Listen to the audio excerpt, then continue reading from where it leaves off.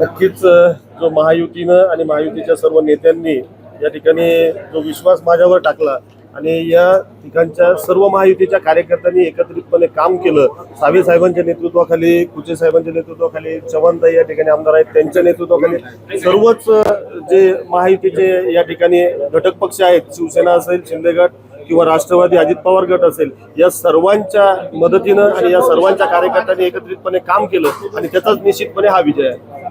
विजयाचा मार्ग तर तसा सुकर दिसत होता, मात्र मतांचा दावा जास्त करत होता, तुलनेने कमी मिळाला. तुम्ही 500+ म्हणाला. 500 प्लस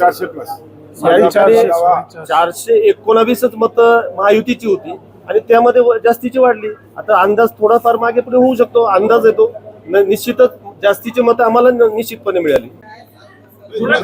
सर्व उमेदवार राज्याचे मुख्यमंत्री देवेंद्रजी फडणवीस साहेब, उपमुख्यमंत्री एकनाथ शिंदे साहेब, उपमुख्यमंत्री सुमित्राताई पवार या तिघांच्या नेतृत्वात आम्ही महाराष्ट्रातल्या सगळ्या विधान परिषदेच्या निवडणुका लढलो आणि आज जनतेने आज कौल हा महायुतीच्या साईडने दिला आणि महायुतीला सगळीकडे यश प्राप्त झालंय.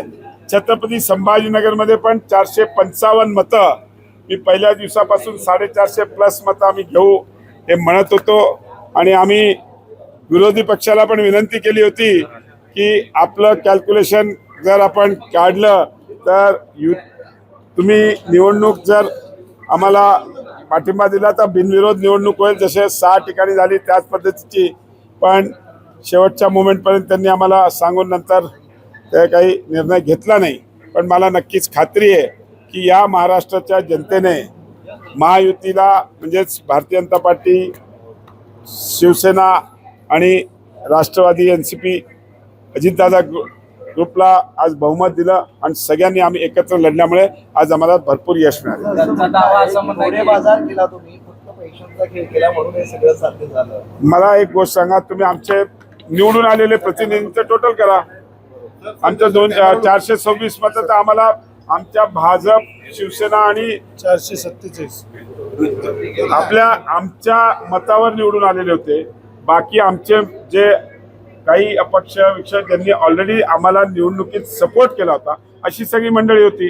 घोडेबाजारी कोण केलं तर त्यांनी केलं का, MIM आणि उभाटा काय चुकी युती आहे त्यांनी बघून घ्यावं. जे माझ्यावर नेहमी आरोप करतात, आज कशाला फर्स्ट प्रेफरन्स आणि सेकंड प्रेफरन्स घ्यायची, MIMची मतं घ्यायची का गरज पडली पाहिजे? त्यांनी घेतली सेकंड प्रेफरन्सची मतं घेतली ना. त्यांचं म्हणणं असं आहे की त्यांच्याकडे 119 होत्या, त्यांना 125 मिळाले. तुमची मतं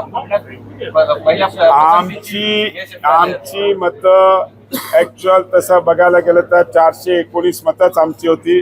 भाजप, शिवसेना आणि अजितदादा राष्ट्रवादी ग्रुप ही जी बाकीची ॲडिशनल मिळाली आहे, त्याशेच अपक्ष, मित्र पक्ष अशा ज्यांनी आम्हाला निवडणुकीत मदत केली होती अशाच लोकांचं आम्हाला मतदान मिळालेलं आहे. घोडे बाजार कोण केला, काय केला हे त्यांनी त्यांचं स्वतःचं आत्मपरीक्षण करावं. राज्याचे नेते यामध्ये आवर्जून लक्ष घालतील आणि त्यामध्ये काही ना काही तोडगा निघेल.